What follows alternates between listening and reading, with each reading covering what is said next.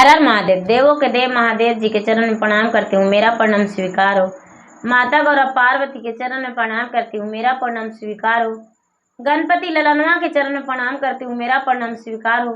सब गुरु भाई बहनों के चरण में प्रणाम करती हूँ, मेरा प्रणाम स्वीकार हो। सब देवी देवताओं के चरण में प्रणाम करती हूँ, मेरा प्रणाम स्वीकार हो। गुरु भाई बहन, मैं एक कथा सुनाने जा रही हूँ। इस कथा को पूरा सुनिए और रहस्य जानिए। आदि नहीं, आदि सुनने में शिव गुरु का अपमान होती है और पूरा सुनने में ज्ञान।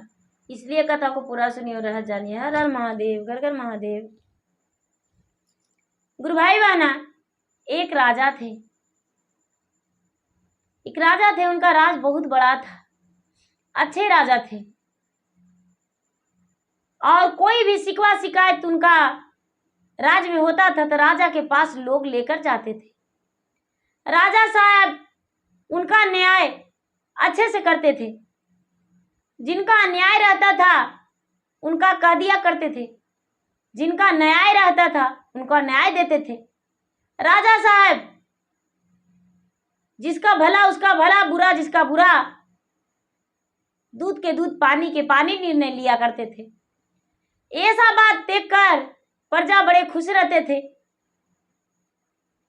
एक दिन का बात है कि राजा अपने राज दरबार में बैठे हुए थे तो गांव के कुछ लोग बोले, हे राजन, इस गांव में रात्रि में चोरी होने लगा है और बहुत सारे धन चुरा चुरा कर ले जा रहे हैं।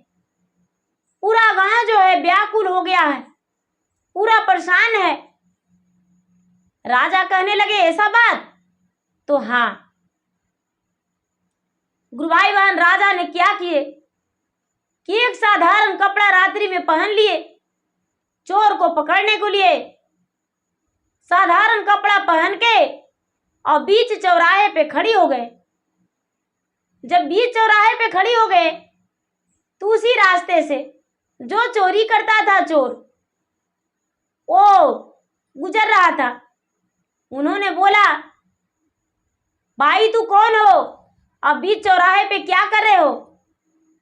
राजा ने पूछा, और तुम कौन हो कि आधी रात में कहां जा रहे हो? गुरु भाई बहना, चोर बोलता है। मैं क्या बोलूं? मैं चोर हूं और चोरी करने जा रहा हूं। राजा बोले, अरे भाई, तो दोनों तो एक ही हैं। चोरे चोर मौसेरे भाई हम लोग हो गए। मैं भी चोर और तुम भी चोर।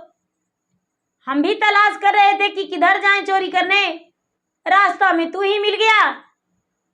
कोई बात नहीं, हम लोग दोनों मिलकर चोरी करेंगे। गुरु भाई बहना, वो जो चोर था राजा के साथ चला गया। राजा के साथ चला गया, चलते चलते गांव के अंदर चला गया। तो जो चोर था वो बोला, हे राजा साहब, हम ज्यादा सोना चांदी नहीं चुराते हैं, कपड़ा नहीं, हम वही धन चुराते हैं जो मेरा पैकेट में अट जाए और पता भी नहीं चले। यदि पकड़ा भी जाए तो मुंह में रख लें कि मेरा धन भी बच जाए और मैं पिटाऊं भी ना। राजा साहब बोले, ठीक है। जिसके घर में, एक साहूकार के घर में चोरी करने को लिए वो चोर तैयारी कर दिया, सेंध मार दिया। राजा बोले, अरे दोस्त, हम दरवाजे पे रहते हैं, तू अंदर जा और चोरी कर लेना। बोलने लगे, ठीक है महाराज, चोर भाई, ठीक है दोस्त, तू दरवाजे पे ही रहना और हम अंदर जाकर चोरी करते हैं। चोर अंदर घुस गया। गुरु भाई बहना, चोर अंदर घुस के चारों तरफ महल में देखने लगा तो देखता है इतना बड़ा बक्सा रखा हुआ है, इसमें तो बड़े बड़े सामान होंगे। इतना बड़ा कोठी रखा हुआ है, इसमें तो दाल और चावल से भरा होगा, गेहूं से भरा होगा, चने से भरा होगा।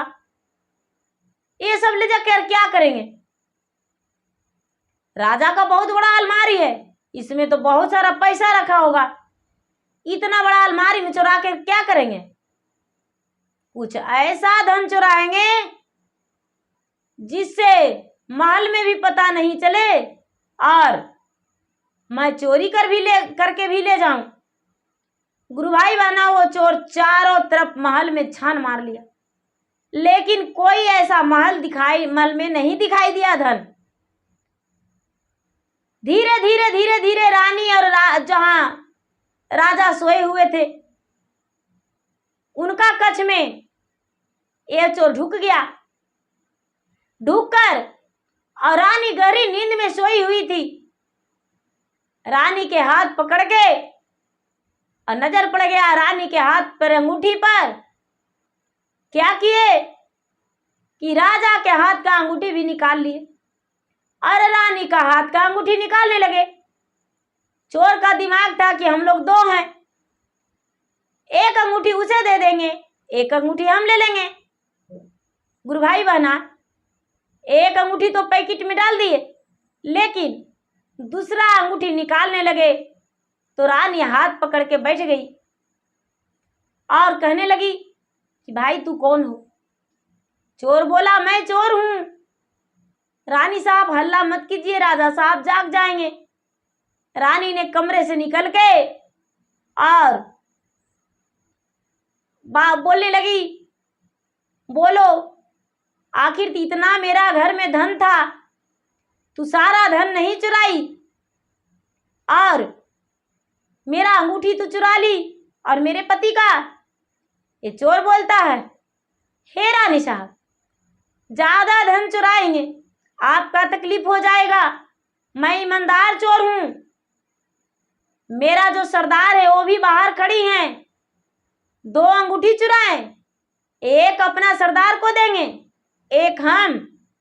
इसीलिए अब ये जो रानी साहूकारनी है वो कहती है, हे चोर भाई, हम तुम्हारे साथ चलेंगे, तू बहुत बड़ा ईमानदार है, हम तुम्हारे साथ चलेंगे, हम इस साहूकार के पास नहीं रहेंगे। गुरु भाई बहना, ये बेचारा चोर जो है सोचता है कि अरे ऐसे कैसे हो सकता है, हम इसे कैसे ले जा सकते हैं।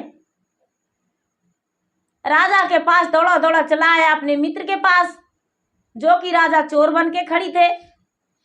गुरु भाई बहना, वो राजा के पास आकर बोला, हे दोस्त, हे मित्र, ये जो रानी साहूकारनी है वो कहती तुम्हारे साथ चलेंगे। इतना बड़ा राजमहल, इतना बड़ा घर परिवार, उसका बेटा बेटी पति, और मेरे साथ जाने के लिए चोर के साथ तैयार है और कहती है कि मुझे ईमानदार चाहिए। राजा तो राजा थे, वो कहने लगे, भाई जब ऐसा बात है तो रानी से बोलो, वो साहूकारनी से, कि अपना पति का मुड़ी काट दे, 2 गज में कर दे और उसके बाद तुम्हारे साथ आने के लिए तैयार हो जाता है काट के तो मुझे बताना। बोले ठीक है। बाहर से जाकर और साहूकारनी से मिला। साहूकारनी जब तक 16 श्रृंगार 32 गहना में सज रही थी चोर भाई के साथ जाने को लिए, ये जो चोर था वो बोला, हे रानी साहूकारनी, आप ऐसा कीजिए, आपको हम ले जाएंगे तो आपके पति मुझे जीने नहीं देंगे, आपके पति मुझे मार डालेंगे। आप यदि सच में मेरे साथ चलने के लिए तैयार हैं तो अपने रास्ते का कांटा का हटा दीजिए। साहूकारनी कहती है, मैं इस बात को समझा नहीं, तूने क्या बोला? चोर बोला, अपने पति का गर्दन काट दो और तू मेरे साथ चलो। गुरु भाई बहना, वो पत्नी हत्यारी हाथ में तेगा लेकर सोया हुआ पति के गर्दन पर चला दी। पति का गर्दन सर से अलग हो गया। धज और सिर दोनों अलग अलग हो गया। जो उसका पति साहूकार सोया हुआ था, नहीं तो माता का आवाज दिया, नहीं पिता का। नींद में ही उसका दो खंड हो गया। ये जो साहूकार नहीं, वो कहती है अब मैंने तो अपना पति को मार दिया, तुम मुझे लेकर चलो। ये चोर बोलता है आप अंदर में ही रहो, हम डोली लेकर आते हैं तुम्हें ले जाने को लिए। ऐसे नहीं ले जाएंगे, डोली लेकर आते हैं। गुरुभाई बहना चोर जो था राजा के आके बता दिया। राजा बोले जल्दी से भाग जा, नहीं तो दोनों मारे जाएंगे। गुरुभाई बहना राजा और चोर दोनों वहां से भाग आए। दोनों वहां से भाग गए और जब सवेरा हुआ तो दोनों तो गांव का ही थे, आसपास के ही थे। और वो साहूकार ने पूरा चिल्ला चिल्ला के पीट पीट के रो रही है कि मेरा घर में चोर आया, मेरा पति का जान ले लिया, हम अपने पति के साथ सती हो जाएंगे। मैं ऐसे वैसे स्त्री नहीं हूं, अपने पति के साथ सती हो जाएंगे।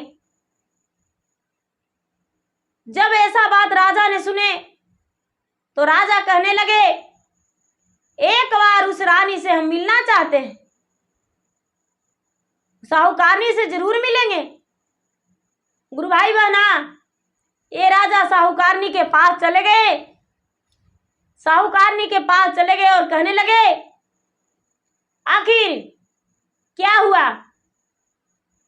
आप क्यों अपना पति के साथ सती होना चाहते हैं?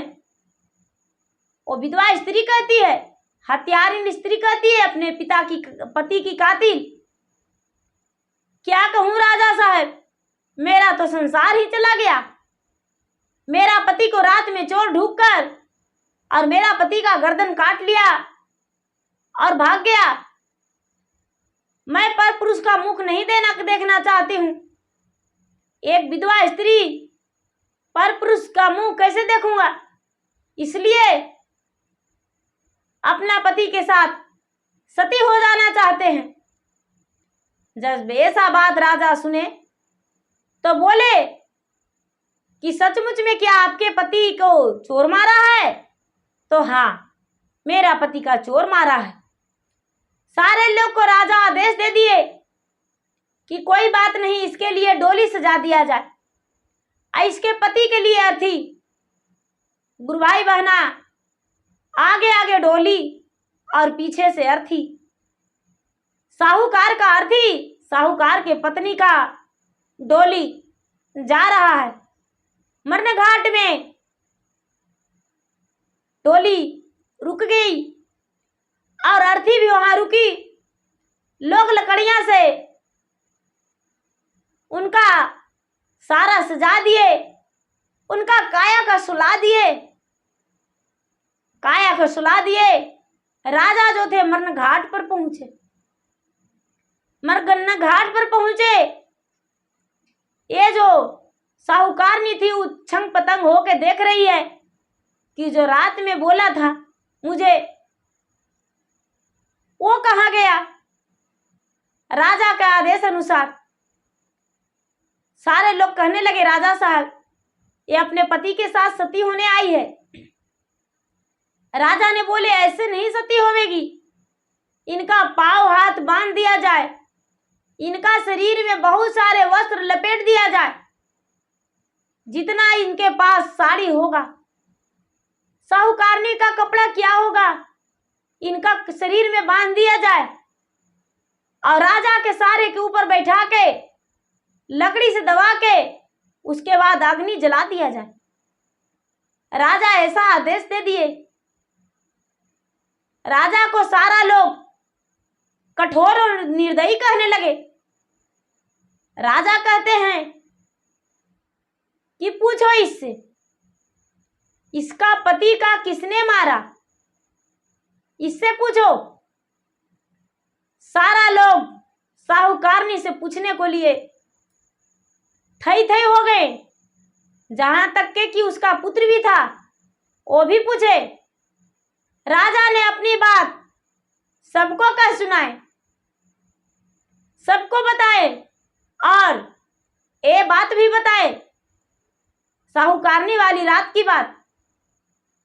सारा लोग छिछी करने लगे और उस साहूकारनी को पूरा शरीर में कपड़ा लिपेट दिए और लिपट के और सारे पर बिठा दिए, उसका पति के सारा पर, और बिठा के लकड़ी से दबा के और नीचे अग्नि जला दिए। साहूकारनी चिल्लाते रह गई, छटपटाते रह गई। उसका प्राण भी उसके पति के साथ चला गया। जब वो जल रही थी तो कहती है कि हे राजा, तूने तो मुझे जलवा दिया, लेकिन अपना घर भी सोझा कर लेना, अपना घर भी साझ लेना, देख लेना, तनी चेत के रहना राजा, तेरा पत्नी भी तुम्हें मार डालेगी। कहने लगे ऐसा? तो हाँ, मैं तो अपने पति के साथ सती होकर जा रहे हैं, लेकिन तेरा पत्नी तुम्हें तड़पा तड़पा के मारेगी, चौक कर रहना। राजा जब ऐसा बात सुने तो घर नहीं गए। शाम हो गया, घर नहीं गए। नौकर लोग, उनके मंत्री लोग तलाश में थे कि आखिर राजा कहाँ गए। खोजते खोजते खोजते बहुत परेशान हो गए। राजा साहब किसी जगह पे छुप के बैठ गए, नहीं मिले, नहीं दिखाई दिए। रात्रि हो गया। रानी को लगा कि मेरा पतिदेव कहीं गए हैं। उनका जो नौकर था, उनका घर में इनका पत्नी का नौकर, इनका राजा का घर का नौकर, वो पान के दुकान पे पान खरीदने आया और पान खरीदने आया और उसी पान के दुकान में राजा छुप के बैठे हुए थे। तो मौली के बोलकर कि अपना दुकान में थोड़ा सा मुझे जगह दे दो। और जो मरते मरते साहूकार की पत्नी थी, वो बोली थी कि पहला इम्तिहान तुम्हें पान का दुकान में देना होगा। तो राजा ने पान के दुकान पे बैठ गए। नौकर लोग आए और बोला मुझे पान का बीरा लगा दो। तो मौली बोला कौन सा बीरा चाहिए, 600 या 900? ये राजा सोचते हैं अरे मेरा नौकर और 600-900 के बीरा लगवाता है, ऐसा कैसे? ये तमोली बोलता है भाई इतना महंगे बीरे क्या करोगे? नौकर बोला अरे आज तू नहीं जानता, राजा आज राजमहल में नहीं है, और जब भी राजमहल में नहीं रहते हैं तो वो दिन मेरा रहता है, वो रात मेरा रहता है, रानी मेरे पास रहती है। ऐसे भी रानी को ज्यादा वक्त मेरे पास बिताना अच्छा लगता है। रानी ऐसे भी राजा को मारने वाली है, तुम्हें नहीं पता, किसी को बताना मत। गुरु भाई बहना,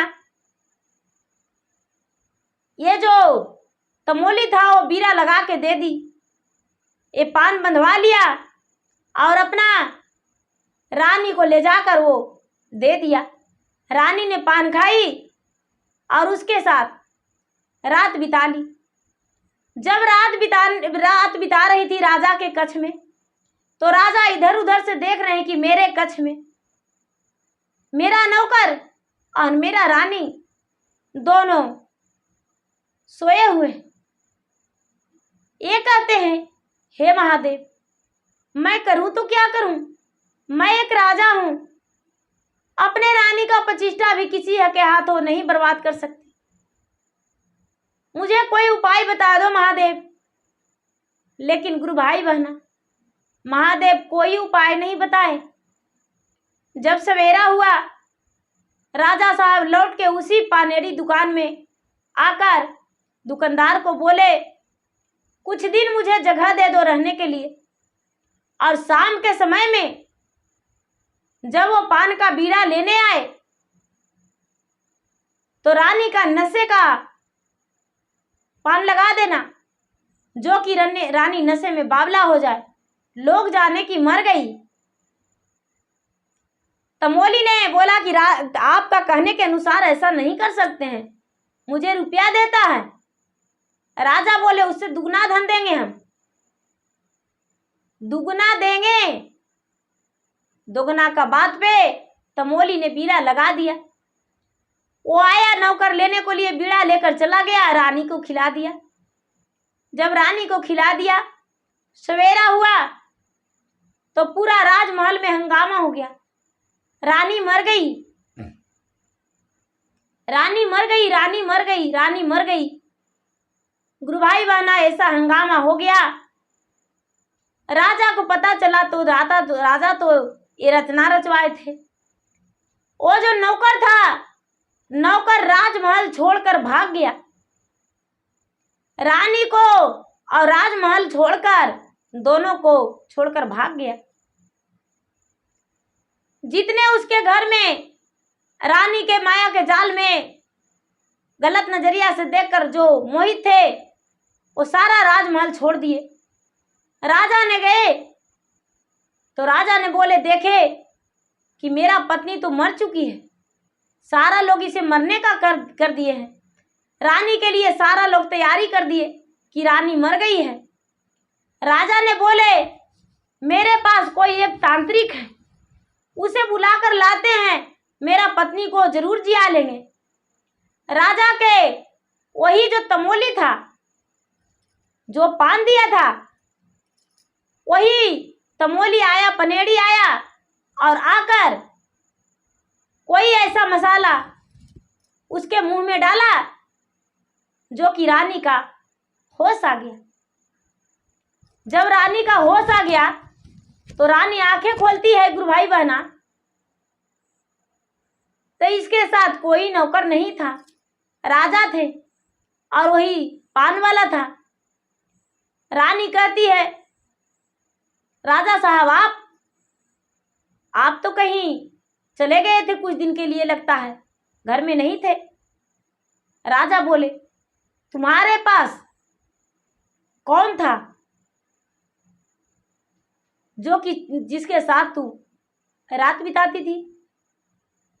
रानी ने उस वक्त कुछ नहीं बोली, उस वक्त कुछ नहीं बोली। बोली कि राजा साहब मुझे माफ कर दीजिए, क्षमा कर दीजिए। रात में पूरा टूटा हुआ खटिया चारपाई, उस पे बिस्तर लगा के, अंदर में गड्ढा खुदवा के और बिस्तर लगा दी, सेज सजा दी। राजा साहब उस पे जब सोने गए तो सोचते हैं, कहते हैं कि अरे वो तो बोली थी कि थोड़ा चौकन्ने रहना, इतना सुंदर सेज सजाई है, क्यों ना इसे देखें। तो रानी देखती है कि अंदर में अग्नि जल रहा है, एक गड्ढे में बहुत बड़ा, और ऊपर से सेज सजा हुआ है। राजा देखते हैं ऐसा, राजा ने बिस्तर हटाकर देखे तो गड्ढे में गिर जाते तो मर जाते। राजा ने क्या किए कि उसी क्षण रानी को गड्ढे में डालकर गवारा में भर दिए, और भर के राजा साहब अकेला हो गए, बिना रानी के हो गए, और घोषणा पूरा नगर में फैला दिए कि रानी मर चुकी थी, इसके लिए उसका अग्नि संस्कार घर में ही कर दिए। सारा लोग जान चुके थे कि रानी मर चुकी थी। मरने का संदेशा पूरा नगर में फैल गया था। उस दिन से रानी के मर जाने के बाद कोई उनका नौकर चाकर उनका घर में नहीं गया। तो गुरु भाई बहना, जो जैसा करते वैसा फल पाते हैं। पति तो परमेश्वर होते हैं, पति से बड़ा तो कोई नहीं होते हैं। जो मेरा भगवान भोलेनाथ है, तो मेरे पति के सामने भोलेनाथ भी फीका पड़ जाएंगे। भगवान तो पति ही होते हैं। भगवान जो मानते हैं तो पहले तो पति भूखे हैं। यदि पति के प्रेम से भोजन नहीं कराएंगे, भगवान का पूजा करेंगे, तो क्या मुझे फल मिल जाएगा? नहीं। तो सबसे बड़ा भगवान तो पति ही होते हैं, पति ही परमेश्वर होते हैं। तो गुरु भाई बहना, मेरा वीडियो अच्छा लगे तो इसे लाइक कीजिए, शेयर कीजिए, सब्सक्राइब कीजिए। धन्यवाद। और मैं इंस्टाग्राम पे भी हूँ, मैं फेसबुक पे हूँ। फेसबुक पे फॉलो करें, लाइक करें। धन्यवाद। हर हर महादेव, घर घर महादेव।